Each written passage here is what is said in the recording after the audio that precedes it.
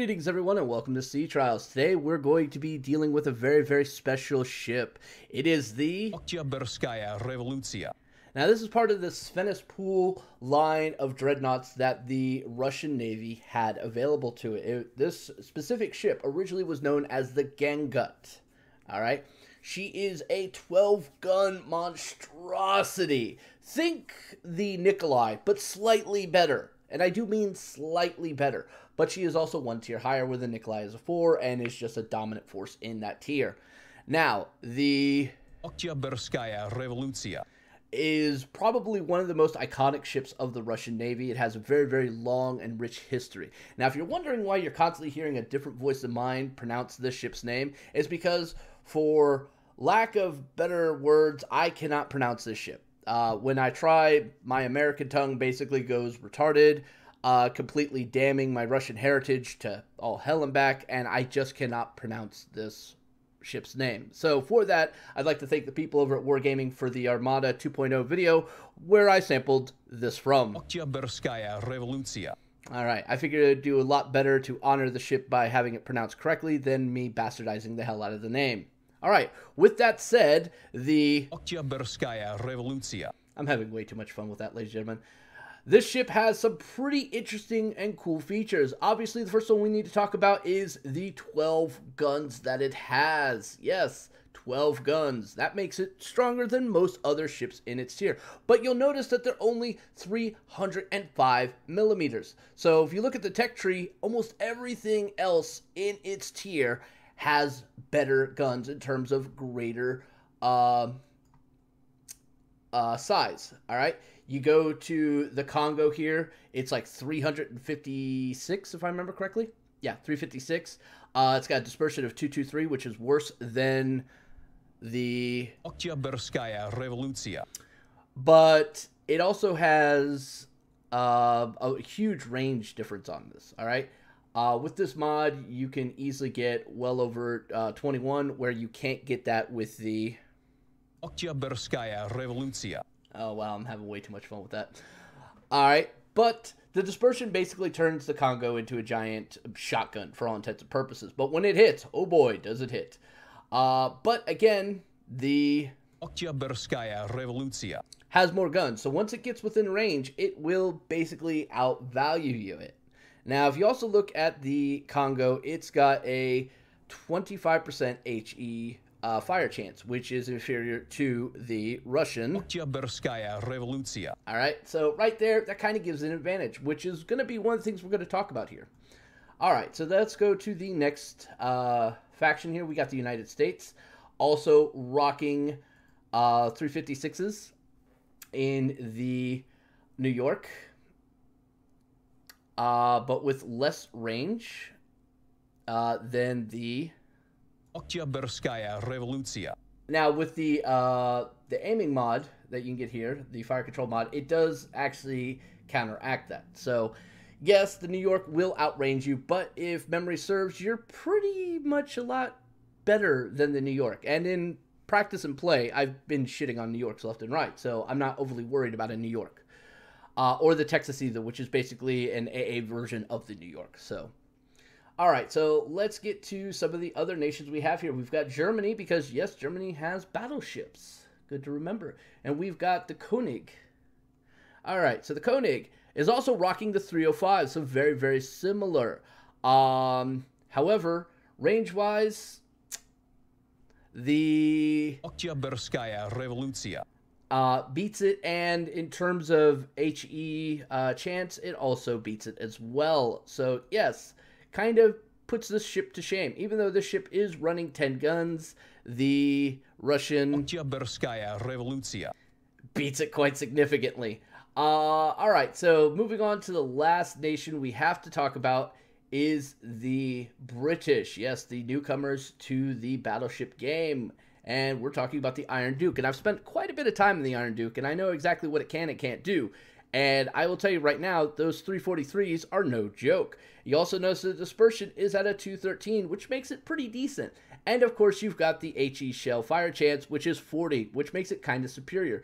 All in all, I find that the Duke is almost on par with the Oktyabrskaya Revolutsiya.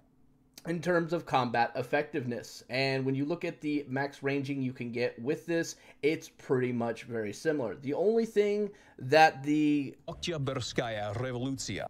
has an advantage on is the fact that it has 2 more guns. Yeah. And at angling can get 9 total on target, where the Iron Duke can only get about 6. So something to keep in mind right there, ladies and gentlemen. All right, so enough of the comparison with the other battleships. Let's talk about some of the other really cool features of it. Survivability, not a huge amount to talk about. 42,500, meh, okay, whatever. Decent armor across the bow. 13% torpedo damage reduction. That's great when you're in a dealing with tier 5 aircraft carriers and tier 4 or 5 destroyers. But when you start getting up into tier 6, tier 7, that little bit of protection doesn't do anything, guys. I'm not even gonna lie, it's absolutely abhorrent. AA defense says 35. It's actually relatively decent in the up close range. Dive bombers have a real hard time getting up close to this, and while it does show a slew of these 76 millimeters and all that, you'll notice that the range on them is actually pretty crap. Going with a full AA build is probably going to be recommended for this ship. And at that point, you're talking about 4.2 to 4.6, give or take, in range that you can easily acquire and start pummeling down some of those planes. However, again, when you get into the tier 6 and tier 7 aircraft carriers, you're going to have a little bit of a problem with this, specifically the Saipan. The Saipan's going to shit all over your AA, and it's not going to do anything to them. All right? So, yeah, the Saipan's definitely going to make your life a living hell. But a lot of other ships, on the other hand, you're going to do relatively okay with. Some of the more other premium tier 7s that tend to have a slew of lower tiered planes can actually get themselves in a really bad situation against this ship, especially if you're angling and paying attention and you're also fighting in formation. You'll end up getting 6, 7, 8 AA kills because of that. So keep that in mind. All right. Yes, tier 7 is kind of the point where you get screwed over, but if it's premium tier 7, there's a good possibility that you're going to dominate them in the air. All right, let's talk maneuverability, and this is always a key one. Rudder shift time, 12.6. That's actually not horribly bad for a battleship. Turning circle of 630 meters. Again, not horribly bad. Max speed, 23 knots. Again, for this tier and dreadnoughts, that's pretty much on par. Nothing really horrible about that. Concealment, 13.3, and this is with the camo. By air, 9.8. Assured acquisition 2. Again, pretty standard, but that detectable range by sea is actually pretty nice. It's pretty nice for battleships. All right. Now, let's talk about the actual armor layout, because this is actually a really important part of the ship design. It's got some very interesting armor layout here. So, the fore-end plating here, if you get hit with a torpedo here, this is going to hurt. Hands down. You're going to flood and hurt a lot. Your fore-end armor belt here, 125. So cruisers who are looking to kind of, pepper your front side where it's supposedly weak, you're not going to get nearly as much advantage. You're really going to have to aim for the tip up here with your AP in order to get any sort of value, and your HE as well. Though at those levels, it's going to still be a stretch. As you get to the deck at 38, that's going to basically break a lot of HE shells on impact, so they're not really going to get too much value hitting the deck here. Superstructure, however, 13, they're always going to get value off that. But if you look at how sparse that superstructure area is, it's going to be a little bit of an interesting area to try to deal with. The rear, of course, is also a 19 on the deck. So, yeah, your spam HE cruisers are going to have to aim for the very, very front or the very, very back. Most of the time, aiming in the middle, they're going to either bounce on the main battery and just break, or they're going to hit here and break. Occasionally, they might hit the superstructure, but not overly that much. The big one with the conning tower and all that's definitely going to be the one they're going to try to aim for, but if you look at what's in front and behind it, means that most likely they're going to have a lot of shell shatterings, so AT is not really that much of a problem outside of fire, which is a concern for this ship, ladies and gentlemen. Don't think it isn't. It really is.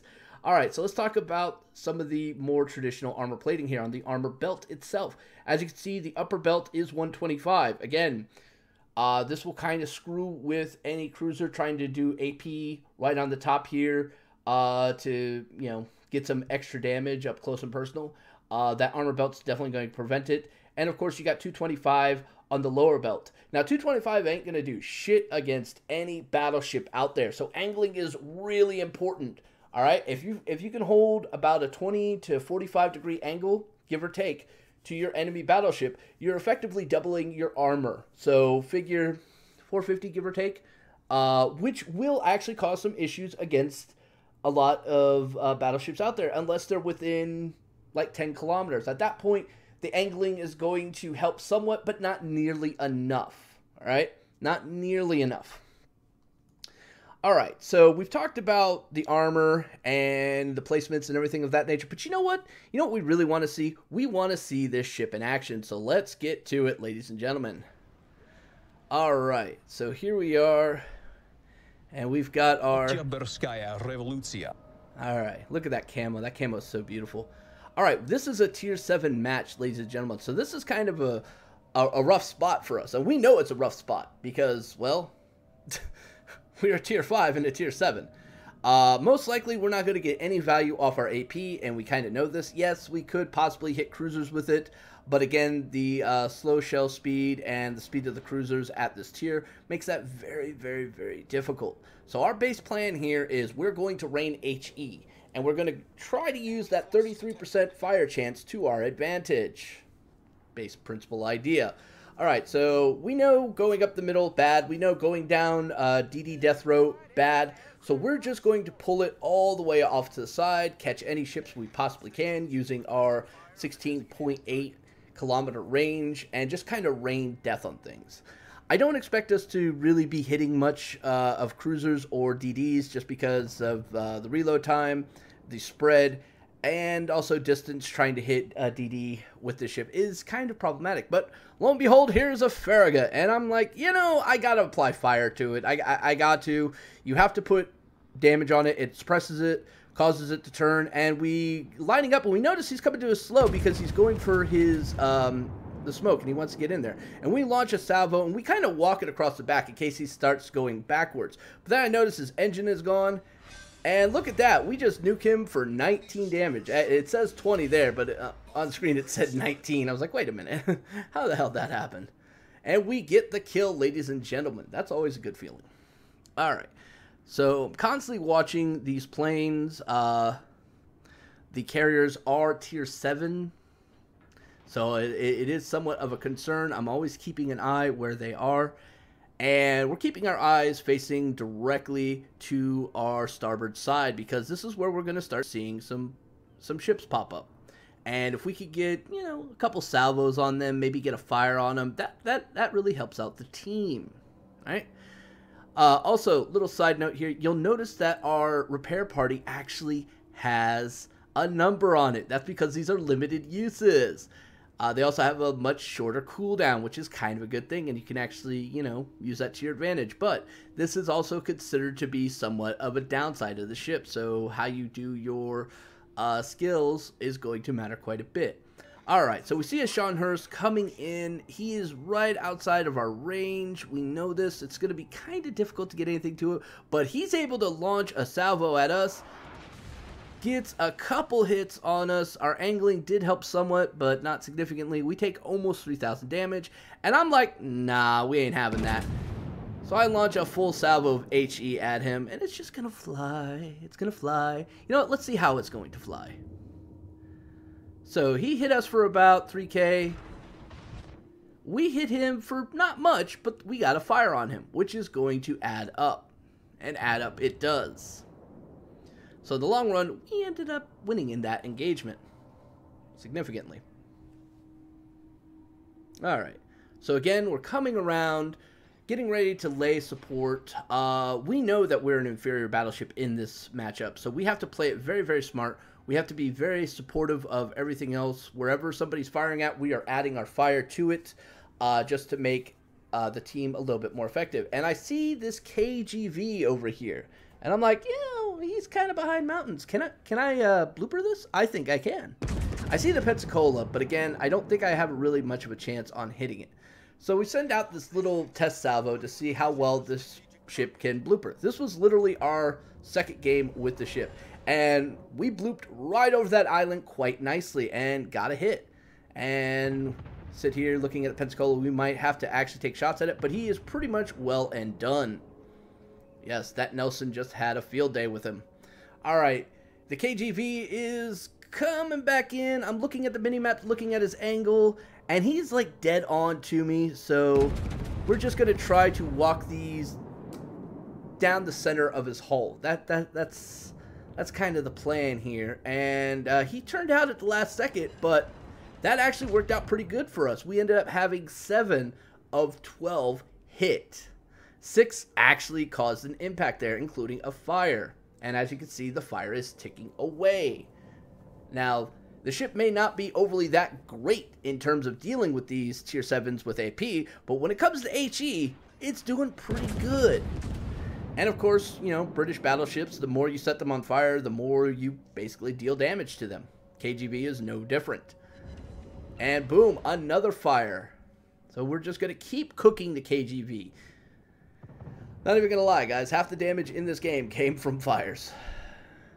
Alright. So again, the KGV is hurting. He's hurting bad. Everybody else is firing at him. He's still burning down. I'm not going to go for the finishing shot here. Instead, I'm looking at the shores. And I'm not leading nearly enough, so I'm going to readjust. And this is still not nearly enough, considering he is actually turning away. Fires eventually took out the KGB, and we get our second kill. And as I said, we didn't lead enough, and the shores actually turned away. Yep, happens. Alright, so we see the shiny horse coming in. And we're getting lined up. And we're about to send out a salvo. And then I notice, wait, he's changing his angle. So we readjust just slightly. And then we notice he's turning back in. It's like, alright, let's do an anticipation shot to where we know he's going to be turning to. And we launch out the salvo, and that anticipation shot was almost dead on the money. Look at this, ladies and gentlemen. Ba-boom! 5 hits. And a fire. And then consecutive fire from the Flint and I believe the Nelson ended up just killing him. Actually, no, it was the Eisenhower. Just ended up destroying him. So again, we're doing pretty good, adding support where we need to. We're playing it very, very cautious. We don't want to rush out and become bait for the 2 cruisers we know that are over there, as well as that New Mexico. So we're playing it very cautious, but at this point I'm going, you know, we need to get in there. We really need to get in there. We've got a ship advantage. We're pushing on their cap point. If I'm not up there adding support, it's going to be a while for me to get there because I'm not moving that fast. So we just start going full speed ahead as we're approaching our 22 KTS limit here. Yes, we can add flags and make that better, but I'd rather save those for my destroyer. True fact. Alright, so I was getting ready to launch, but then I lost vision, and I didn't want to give away my position by firing at something that I didn't have an assured lock on. Alright, a little bit of a lag spike there. Yay, crappy router. Alright, coming in, we're actually kind of leading the charge on this left flank here. And we're doing pretty good. Our angling is could be a little bit better, but we don't know exactly where the New Mexico is, so I don't want to preemptively angle for a target that I don't know if he's turned in or turned out. And here comes the New Mexico in sight, and he is coming directly at us. Well, it's time to walk some HE shells across his deck. And that is exactly what we do.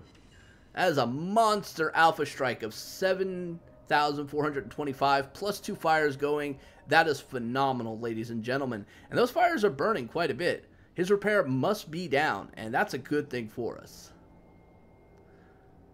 Alright, so we're lining up again. He's turning out. He sees that we're over here. He doesn't want to engage us. His guns aren't even in the right position, which I think is very, very silly. Alright, we're trying to land shells on his back end, thus getting that third fire going.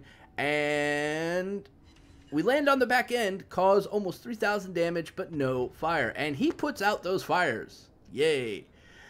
So now, by the time my shells reload, we should be able to hit him again and put on another fire, in theory. Remember, ladies and gentlemen, 33% chance to cause fire. Now, The New Mexico is going to do something you don't see battleships do too often, and that is wiggle.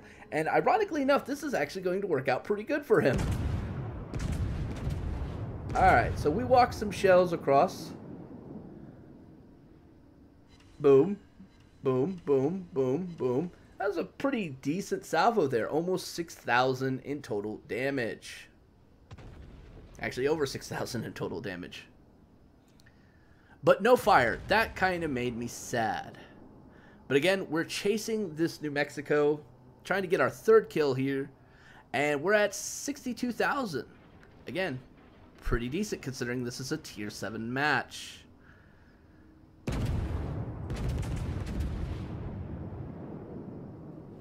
And we're walking him across the mid to rear of his deck again. Boom, boom. And there's another fire. And that's going to cook for a bit. Most likely that's going to finish him off. But he's probably going to take some fire from other ships that are going to try to vulture the kill away. I don't blame them. I would try to do the same thing. Yes, yes, I'm talking about you, Eisenhower. Alright. We're setting up. And we're going to try to go for the finishing shots here. That way nobody else can steal it from me. And we take it. Yeah. That makes me feel good. Alright. So we're still moving forward. And right in front of us is a Congo. Our Japanese competitor in our tier. And arguably one of the better ships in tier 5. Alright. So this is definitely going to be somewhat of a challenge for us, and he is bow on. Well, luckily we've been using nothing but HE, so I know my AP is not really going to do much to his angling, so we're just going to stick with the HE, set him on fire, and just kind of beat him as we close the ranks. His armor versus our distance basically says, yeah, no, we're not going to be able to penetrate. And at this time I notice, hey, there's a DD actually capping our point. Our aircraft carrier was able to reset, and we got a Cleveland running down to deal with it, but I'm not even going to worry about it. The speed of the ship, there's no way in hell I'm getting back. So we're just going to keep on pressing our attack on the Congo. And here comes shells. And those are looking pretty decent. Pretty decent. Boom, boom, boom, boom. Fire. 5K and hit. 2 more fires. He is going to cook a decent amount here because he just used his repair. Now at this range I need to start considering whether or not to switch over to AP. Now we are using expert loaders, so if we have to we can switch over pretty damn quickly. Alright, he's still pressing that frontal attack and he just took a big hit. Another salvo is out. Dispersion not nearly as good as it could have been. Only 2 impacts there. Only 1 actually caused damage. So at this point we say, okay, AP is definitely the choice, but somebody takes it from us. Oh, darn. And look at that. We are almost at 100k and have barely taken any damage. Yay, HE. And we see that Revolution is pretty close, so that's what we want. Getting lined up. And he's still about 3.5 kilometers outside of our range, but that's okay. We're still going to drive towards it. He's actually turning inwards to battle this Bayern. Alright. So he makes his turn, and he's going to like turn hard in too. That's the funny part.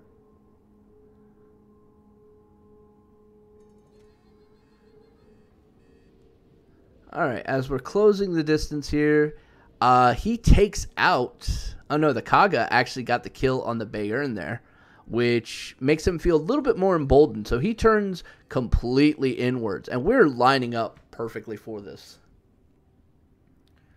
But we're still at a pretty far range, so dispersion is going to be somewhat of an issue. Meanwhile, that poor Fiji off in the distance is near dead. I could have possibly taken shots at him, but he was so near dead, I didn't want to throw a salvo out and then watch somebody else vulture the kill. So we do a quick reactionary hip shot here. Not overly that good. We start turning so we can get the other gun in position. We adjust and we fire. Yeah, that hip shot completely missed. And this is the last ship of their team. And this time we actually got a hit, and we have broken 100k with this ship in tier 7. So we throw out another salvo. This one's a lot tighter, and it's looking like it's going to crash right on the front section of the ship and in the guns. Boom, boom, boom, boom. And we get a fire. He's burning down. That's going to be good, but we're not going to get the kill. Somebody else is going to steal it from us right there. Boom.